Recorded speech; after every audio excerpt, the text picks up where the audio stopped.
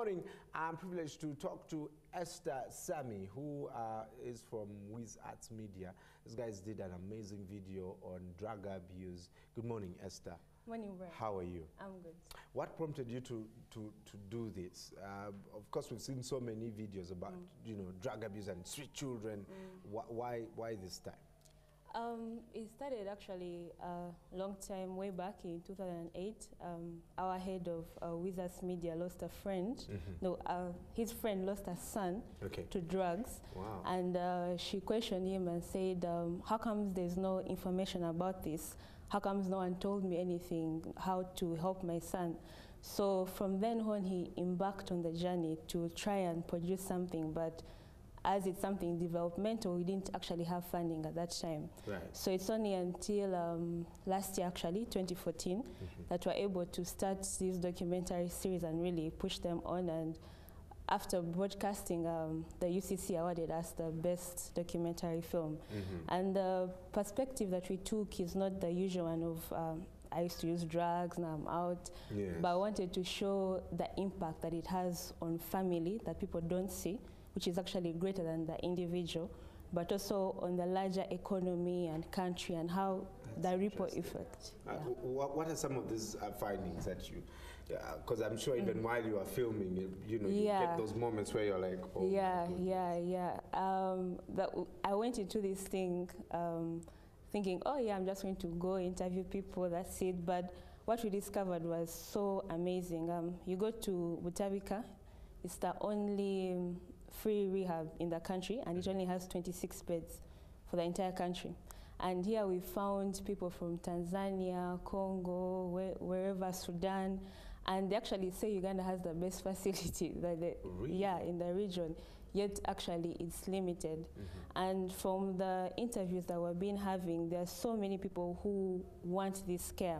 We've been to Gulu, we've been to Jinja, wherever. There are so many people who want help, but there's no place. Either you're going to pay so much money for a private clinic, or there's just no information about it. People don't know what to do. Because in the time that I've been doing the documentaries, we see people brought in chains. They don't know, they think you're mad, or you're bewitched, or you're what, so they tie you up. We find that the majority of the patients that we have, all of them are kids, high school, university, and back in the day, they used to use maybe like marijuana, that's what they're addicted to. But right now, somebody can be hooked to cocaine, meth, a cocktail at once. And that's the level that And it's happening here? Yes, it's happening here. And you'd think that it would be expensive, but these kids have the money, so it's easily accessible. Where did they tell you they get the money from? The parents? It's pocket money. Others become peddlers of these drugs. One of our patients actually is called Innocent. For him, it started out as, okay, bullies come and say you sell for us these drugs. And when he used to go out and sell, they tell him, how do I know that, that thing is real? You first test it. It could be powder or it could be something. So he tests it and he gets hooked in that one. He starts using the drug himself. Wow. Yeah. Do you remember this one story that impacted you while you were filming?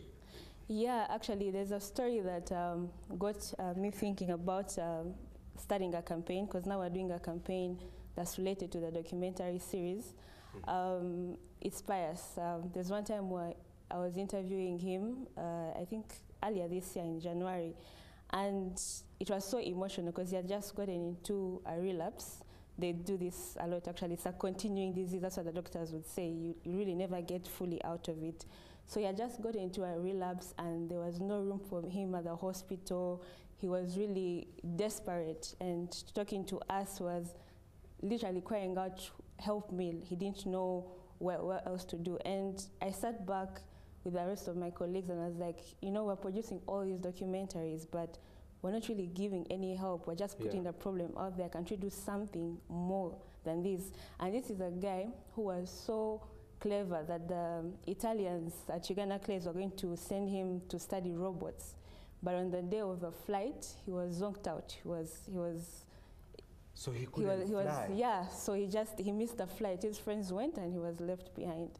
Oh my God, that's very sad. Yeah. And he's still in the No, right now he got out of rehab recently. He has just gotten a new job. At least, you know, when he gets that opportunity, it builds some momentum in him. But he's still in that state where he struggles every day. He's trying his best, but that effects is very much, you can see it on his face. That's very sad. Yeah. What about for the families that you interviewed? The families, actually, it's the most stressful. When we started off, nobody wanted to talk about this. But after our first documentary, Joe's story, where the mom came out and opened up, it was really painful to see, because she said that they had tried several times. They'd have to bail him out from Luzira. He's the firstborn of 4 children. He's now 46 years, I think. He has been using drugs for 26 years, and he's 40 plus something now. And it really took a toll, because he would come, maybe beat up the sister, his other cousins would get hooked in the process. But when you get to experience that, it shows you that yes, they're also helpless. There's also the stigma where people don't know where to turn to, don't want to talk about it because they will be judged by the community. So for the families, it's really, they're at wit's ends, and they're basically asking, where can I get this opportunity? So when we tell them, most of them, that, oh, there is actually a free place that you can go to, they're like, wow, really? And for some that we have interviewed, they say that they have gone through several places, they spend a lot of money, and then they have to reach at Butabika.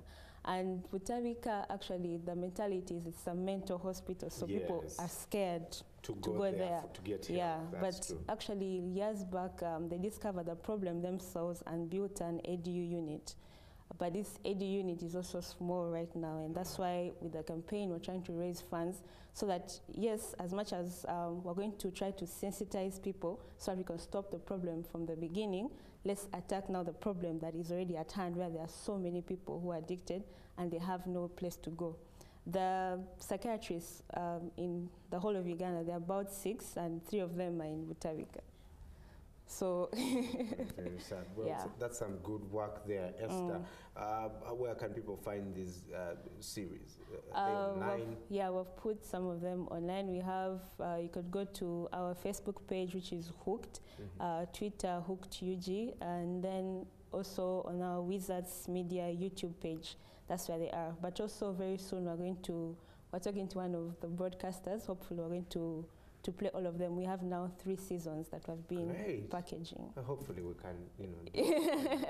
Wizards, that's WIZARTS Media. Just go there. Take a look at this beautiful trailer of Hooked. We'll be right back with Mabel.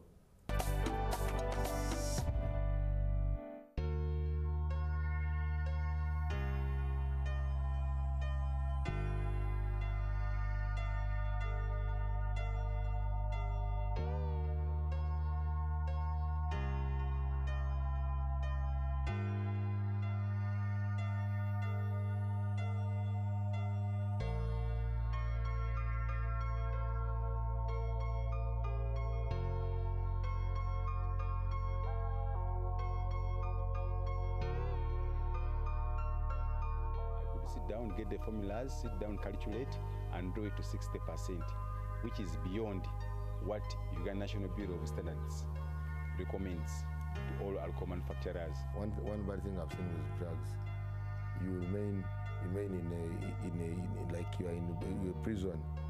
You are there, you want to get out, but you don't have somebody to get you out, and you continue on that line. That was his position.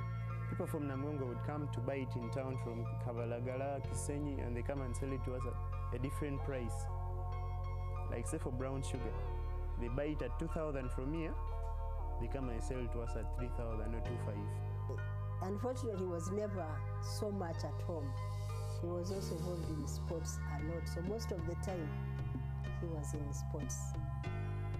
He was not so much there for them. He was more for sports people than for his own. After I first dropped out of campus, like that's when I realized things were like kind of getting out of hand, because I could not make it for lectures, I could not do tastes, and basically I wouldn't mind, and it was like no longer fun, you just had to do this. I kept on testing and testing. That's when I came to be addicted. It is embarrassing, it is a shame. It is really annoying to see those children who studied with your son are better than him. He's more or less a beggar to them. Yeah, what I would request is like more publicity about this issue of drug addiction, because not many people know about it. When people see this or hear about it, they think it's like a curse or demonic or something, but in reality it isn't.